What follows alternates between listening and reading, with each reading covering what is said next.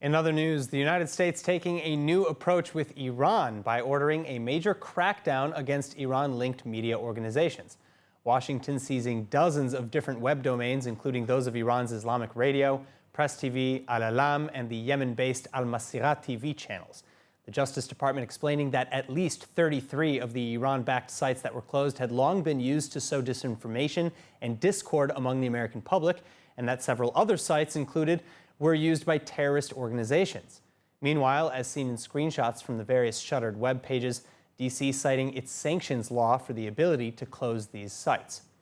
So, what happens next? Returning with answers, we're again joined by political analyst, American foreign policy expert, and professor at SUNY's Maritime College, Professor Mark Meirowitz. Professor, thanks for joining us again.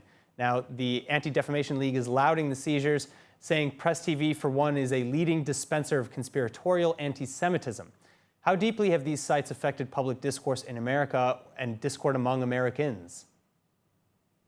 Well, look, what the Iranians have done, and similar with the Russians and others, is a disinformation campaign. We call this in the literature sharp power. What do we mean? That the effort to, interfere with American thinking, American media, and sow concern and discord in the United States. Now, these websites are controlled by the Iranian Revolutionary Guard Corps, so therefore they're under sanction already. They're on the list of sanctionable and terrorist organizations. So this was the basis on which the United States closed these sites. But I would want to mention the point that the United States and other Western powers have closed similar sites before. For example, Fars, which was a .com, was closed, and then it simply picked up an Iranian domain name and continued to operate. One commentator called this whack-a-mole. In other words, we close a few sites and then they open up some other sites. But at the same time, I think it's important that the United States took this action in order to stop this activity. And yes, it's meant to sow disinformation, of course. And why should we allow it? Why should the United States allow Iran to sow in disinformation? I think it was a good step. All right, so why only now? The United States has had the ability, as you said, to kill these pages for a long time, given that they're hosted on American servers. So why only now? Well, I think a couple timing factors. Number one, the Iranian agreement with the International Atomic Energy Agency, I believe, expires, has to be renewed on Thursday.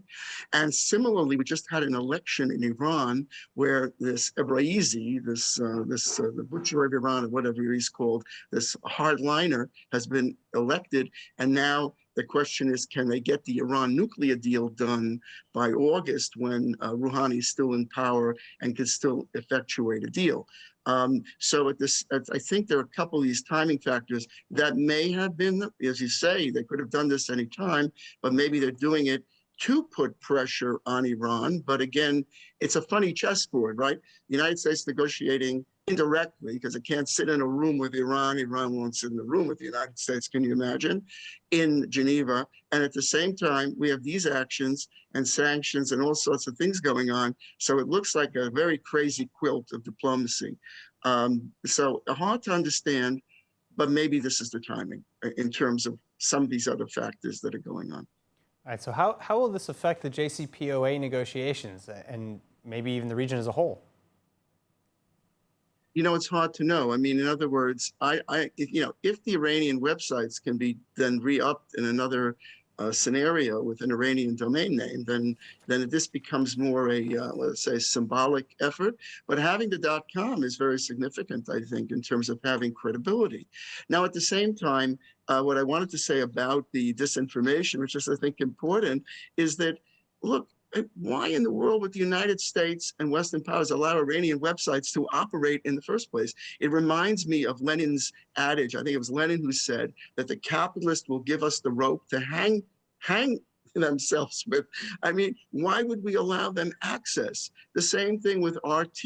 And maybe this is a message also to RT, the Russian websites and other websites that are sowing disinformation in the West and the United States that, you better stop this activity or you're going to end up like these. But I don't know if it's directly connected to answer your question to JCPOA, but in politics, everything is connected. So obviously, it's a step the United States is taking against Iran at the same time as it is negotiating. It's very hard to know. And I think it is the timing. Again, just to go back what I said before, I think it is the timing and the momentum of the deal. And the United States is insistent on doing this deal.